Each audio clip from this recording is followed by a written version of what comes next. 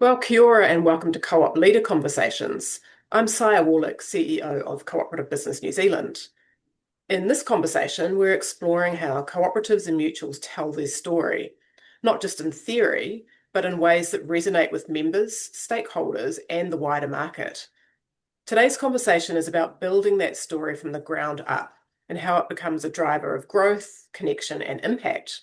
And I'm delighted to be joined by Carl Taylor, CEO of Combined Building Supplies Cooperative. Welcome, Carl. Good morning. How are you? Excellent, thank you. Delighted to have you along today. We're going to start right back at the beginning for Combined Building Supplies and just wondered if you can take us through sort of what was happening in the market at that time that led to Combined Building Supplies being created. Yeah, sure. So I'm your typical builder, man in a van, they used to call us. And so how CBS came up, and that was simply because I didn't have the volume that a lot of the bigger players. So a few of us thought it would be fantastic if we could get together and basically combine our building buy power together, and thus then we'd be able to get better rates and compete with those big boys because it was a pretty dire situation 10 years ago, and that's kind of where this thing came about. So a few of us got together over a coffee and we thought, how do we get this thing to go? And to be honest with you, I didn't actually know what a cooperative was. I mean, I obviously knew Unlands was and those sorts of organisations, but there wasn't really a cooperative as such, apart from the merchant channel out there for us small guys. So we thought, shit, if we could get, five or six of us together, that might look quite good with our merchants. And so we did that. We got five or six of us builders together, went off to our merchant, asked for a better rate, and they pretty much told us to go away, which was quite disheartening, when you're trying to only just do good for your business, and the wider construction economy. And so I mentioned the problem to one of my colleagues who's still with us now, actually. And he said to me, look, the only way you'll get this to go, Carl, is to actually make it as a cooperative. And so we launched that. And if you ask me, will we do it again? We probably wouldn't because we didn't realize how much hard work, cost, Mm, money, and time was involved. Launched with 30 builders, 30 turned into 100, and now we're well north of 2,100 and half a dozen or so in Australia. And that's pretty much where we are now. wow. So it's a 10-year journey to get from zero to 2100. Is that what I'm hearing? Well, we've officially been going for 8 years, but it took us 8 years. nearly 2 years to actually get the thing on the ground because Mm, as you would appreciate, there are four or five of us who put this thing together, and we all had full-time jobs as it was. yeah. So this was really just for no other reason to benefit our businesses. And so what became a part-time after hours job, a non-paying job, soon Mm. became a full-time job, and that's where we are now. So yeah, these things do take time. Yeah. Mm. So the issue that first brought those initial kind of five members together, that was purely to do with trying to get buying power in order to compete.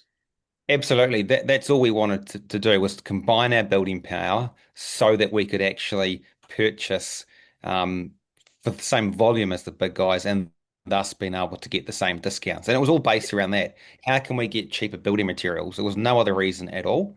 Mm.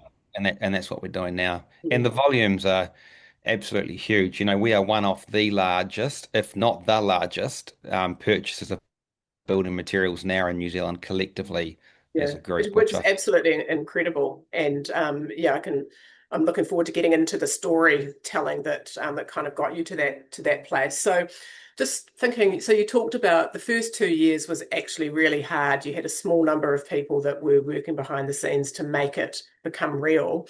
What do you think kept you together, that tight five, I guess, that kind of kept you together in that really difficult initial phase? What was it, the glue that held you together?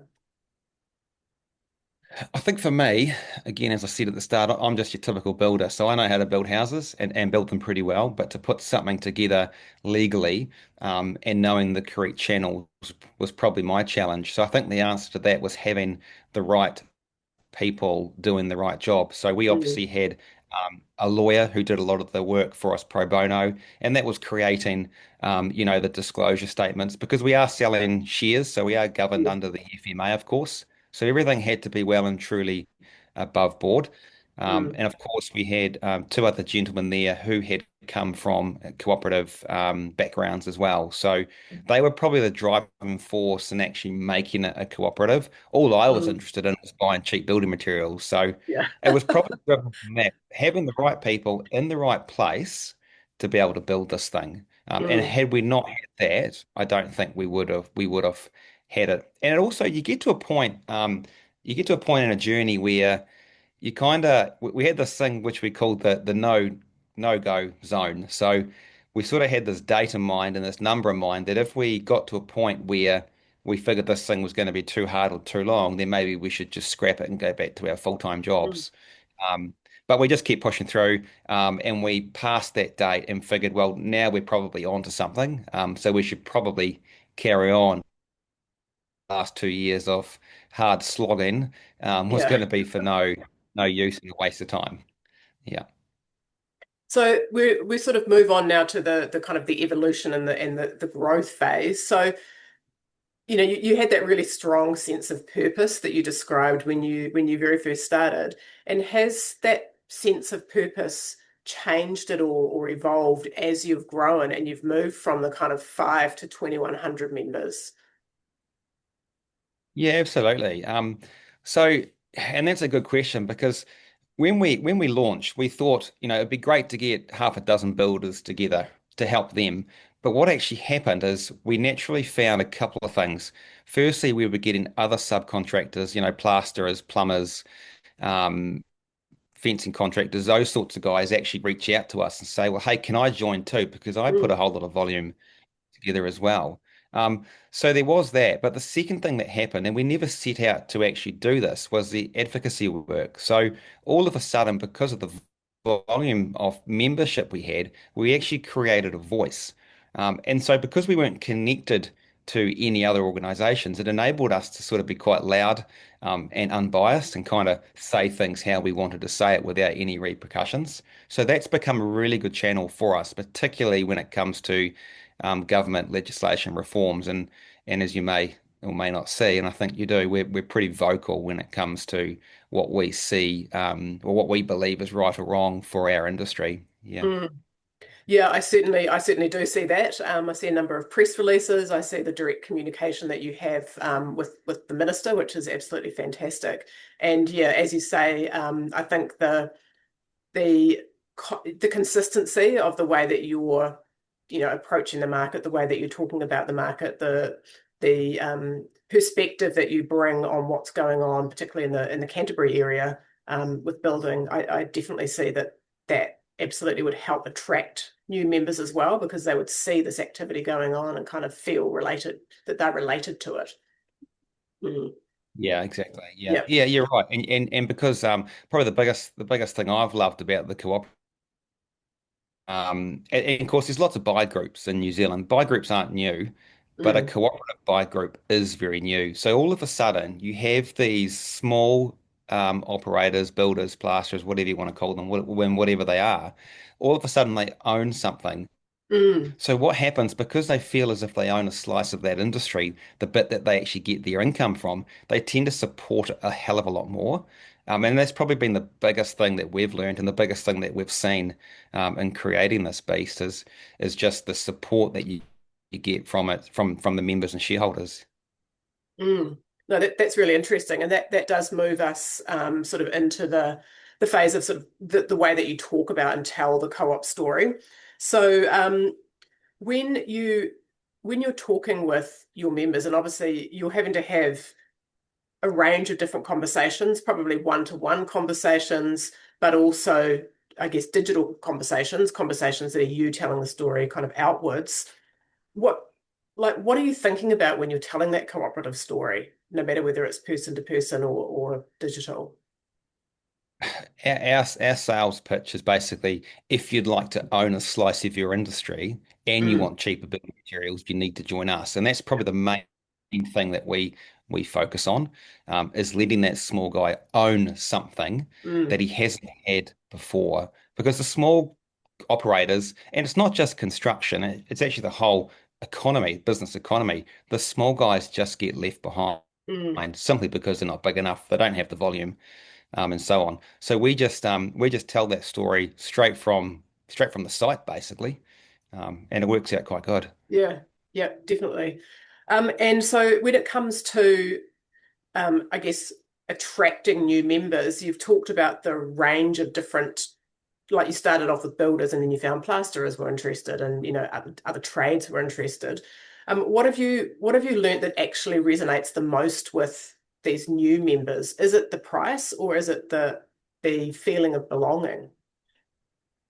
Yeah, yeah, that's a good question too, and it's a really interesting one because we have members that join purely for the sake of being in something. So we do have members and shareholders that actually spend no money at all. They just feel as if this is a great thing for their industry, so they Mm, join for that. And then obviously we have the guys that own those small businesses that purely join for being able to benefit their business and make their business more profitable. And then obviously we have the members that are a little bit smaller, and they join because they just aren't getting listened to. So they come mm. through our channels for that as well. But what's really interesting out of this whole thing, and we never thought this would happen, is the amount of rural members we actually get as well. And we've got about 15 dairy farmers, which is quite small, but they join for the same reason because they actually build houses and they build and buy a lot of building materials as well. Right. So on their own properties, Yeah, yeah, absolutely on their own properties. right. So they'll join for that as well for our supply network. Yeah. Okay.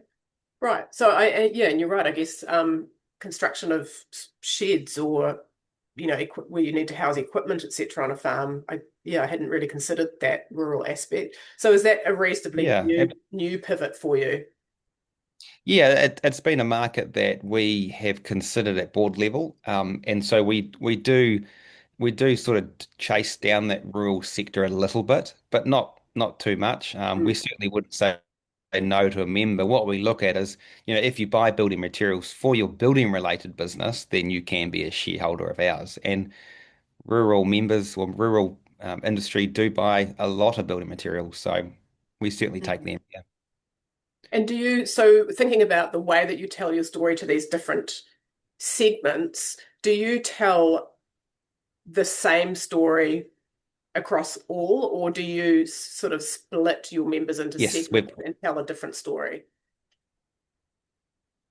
no, no, no. We have exactly the same messaging throughout all of our marketing campaigns and Hmm. even in-house. And that's because we're all buying the same thing, so we don't need to change that messaging at all. What we don't do though is we don't get into things that we always, just talk about what we believe is correct in the industry. Yeah. Mm. Yeah, no, that's really interesting. And do you have to explain the cooperative model at all?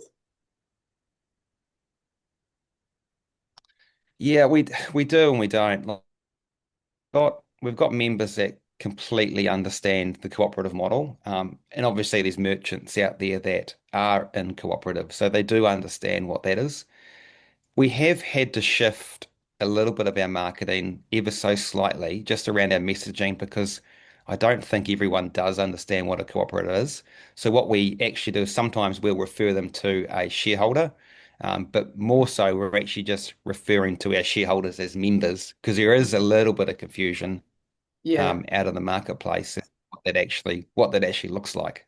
Mm. Um, so Yeah, that's yeah, how we you're do right. that. And I guess there's different terminology as well. Fonterra refers to its members as farmer shareholders, and some refer to them as members. And if you're in a mutual, you might be a customer, or a policy holder. So Yeah. yeah, there is quite a different, I guess, terminology by industry really that relates to how you talk about the people that actually are part of your organization and have that vote. Yeah, absolutely right. Yeah. Mm, What does mm. happen though is we find word of mouth is absolutely probably the best marketing tool we have. And we do a lot on Facebook and Instagram and across all those social media platforms. In fact, we get 90% of our leads directly out of Facebook. So, Really? our Wow. well around that. But even better is that word of mouth. So when we analyze our sales at each end of month, we look at where did they come from, and obviously it's Facebook. But secondly, from that it's word of mouth. So whether or not Bob the builder down the road spoken to his mate, he tells us that, and then we know that we're telling that correct story. So Mm, generally everyone knows about us. It's just a matter of how do we get them all to join. That's probably the biggest piece of the puzzle for mm. us. And so thinking about the way that that you might position combined building supplies compared to a competitor, like actually, who are your competitors that you see in the market? Yeah, we again when we set this thing out, we didn't ever set out to compete with anyone, particularly with what we do. And as I said before, there's plenty of buy groups out there. But what happened, because we weren't aligned to anyone, we had a lot of the media and a lot of the government would come to us with comment on various topics. So all of a sudden, in the construction sector, we've obviously got master builders and certified in the sector as well, which are great Mm. organisations. I've been a member of both of them. But all of a sudden, I think they considered us as their competition. Oh, I Um, see. Right. what's happening Mm, is we were seeing a shift in people that would traditionally be a member of another organisation, and they might be paying $4,000 or $5,000 to join, and maybe they were thinking they weren't quite getting value, so they'd see us, and for $1,000 for shareholding, it appeared to be a better offering. mm, So we were very careful not to sort of stir too much of the pot on that one, but that's just kind of what happened. Again, there's plenty of buy groups out there, but I don't think there's anyone that's actually a cooperative doing it. Question, I don't mm, think we've actually got any competition as such. But we don't look at the market like that. We kind of mm. ignore our competitors, if you want to call them that. Yeah. Yeah. Yeah. Focus on the value that the that being a cooperative brings Yep. to the building sector, And really. and so one of the things we put into the brains of our team is we say to them, when you wake up in the morning, the first thing you want to think about is how do I serve my shareholder, and how do I get the best deal for him? That's the biggest thing we teach our team. Mm, And when they wake up and think of that, we know that we can go out and negotiate the best rates. We know that we can help them open up accounts with the suppliers, and we know that they'll support our suppliers and spend money and thus create revenue for them when we do mm, our share payouts at the end of each year. mm. So that's okay. So they can directly see that value coming back immediately. Yeah, I mean, Mm, absolutely. I mean, when you get a small builder who builds one or two houses a year, he's a great business, but he doesn't get looked after, and he hasn't been looked after for 20 odd years. All of a sudden, we're writing him a check for a couple mm, of $100 just to say, "Hey, thank you, thanks for spending with your cooperative." In mm. fact, last year we paid back over $350,000 to our Wow. shareholders, and that was split out between about 1,000 qualifying shareholders. So Mm. for them to get something back just for operating their business can only be a good thing. Yeah. Yeah. Yeah. It almost sounds too good to be true, doesn't it? But it's true. Yeah, and that's a good point too. I know when I go in and listen to some of our sales calls, some of the comments are that the person on the other side of the phone says, "Geez, this sounds too good to be true," but it actually is. Yeah. Really, really is. It's it's Yeah. it's absolutely real, and there is no catches whatsoever. Mm. I mean, and from my perspective as in the industry body, that is one of the core benefits of the cooperative and mutual model is the fact that value is recycled back into the community and it stays within the community and it stays within New Zealand. It does not drift offshore. It's actually retained here. And that's some of the magic, I guess, the secret sauce of co-ops and mutuals compared to a regular investor-owned or private company. Definitely. So that's part of the story that I Yeah, tell, as the industry body. Mm. yeah, absolutely. So Hmm. just thinking about, the conversation that you've had around sort of external engagement and the fact that people were coming to you for commentary about what's going on, how important do you think that external profile, I guess, outside of just your members, has helped you as a cooperative to grow? Yeah, this cooperative model for us has opened up doors that I would never imagine to be able to get in front of. For example, we're quite often talking to Minister Pink over the construction sector issues, Mm. and we think that's great that we can actually do that. Again, our I always say, the guys that we have, ones that are actually building the construction sector in New Zealand, as opposed to the group supermarket builders. So we actually have the guys that are building. So to be able to get in front of the government and actually tell them what the coalface workers are seeing, hearing, and doing is probably the most important thing that we could do for our members. We do pick and choose those topics, but we Yeah, generally of course. go Yeah. most of them. In Mm. fact, the most important topic at the moment is the mandatory warranties, which is a great scheme, but we are doing some work around that as well at the Mm. moment. Yeah. Yeah. So advocacy is a core, really important part of what you do on behalf of your members as a Yeah, co-op. Mm. it's a huge thing that we do for our members, just because the small guy doesn't get seen or heard otherwise. Yeah. Mm. Yeah. Yeah. And so we're moving on now to your expansion. So not only have you grown rapidly the members of the cooperative here in New Zealand, you've also taken it offshore to across the Tasman to Australia. But I understand that you've chosen not to do a co-op model in Australia. So just curious if you can tell us a little bit about that thought process and why that happened. Yeah, no, yeah, that's a good question too. So the reason why we didn't go down the cooperative model as such in Australia was just simply because it was far too complicated, and far too expensive for us to put together. Plus, the cooperative rules over there, with their governing bodies are a lot more complex than ours here. So what we do here is quite simple. So what we've done instead is just made it simply just a buy group, but it benefits the members here in New Zealand.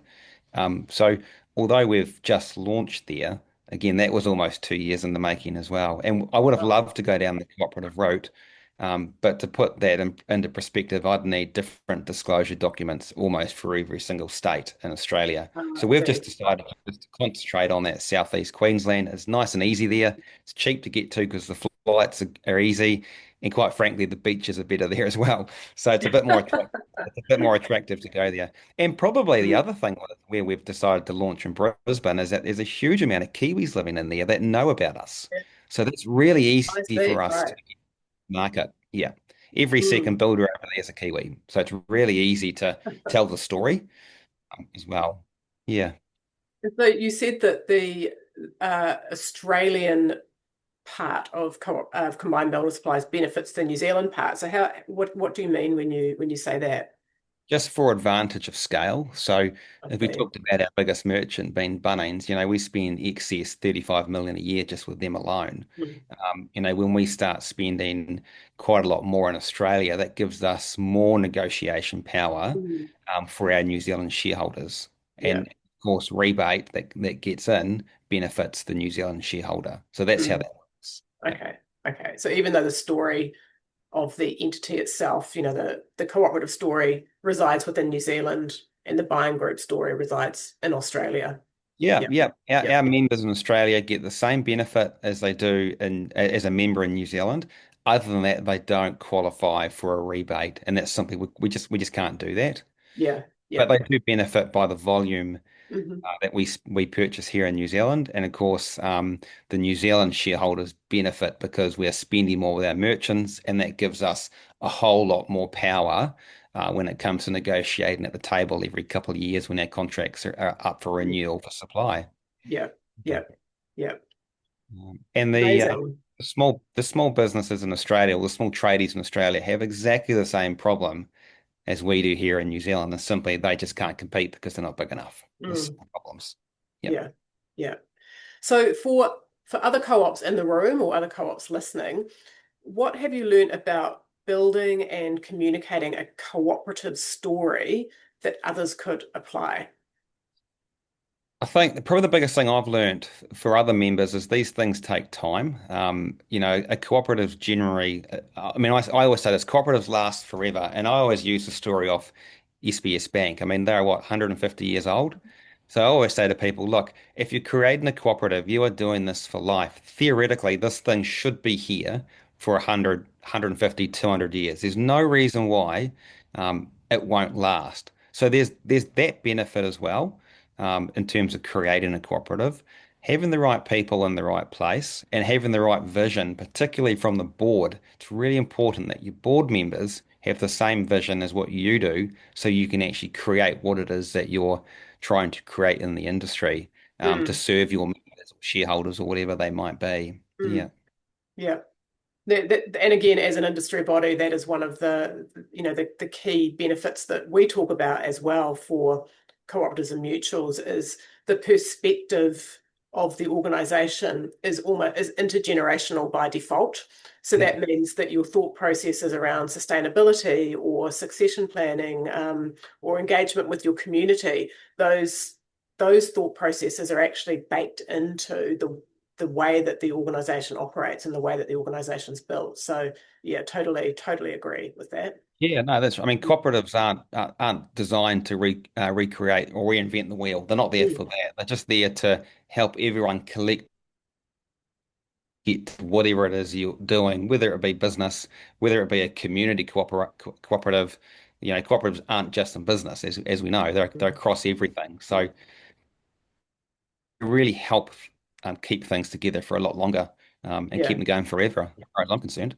no, that's it's a great way to end. So yeah, so thank you so much, Carl. I've really appreciated the conversation. It's been fantastic. And as I said, Combined Building Supplies is my poster child, I guess, for visually telling the co-op story and telling it so consistently across different channels. So, what's really come through for me is that the co-op story isn't something that you write once. And as you said, it takes a long time of consistency, telling that story.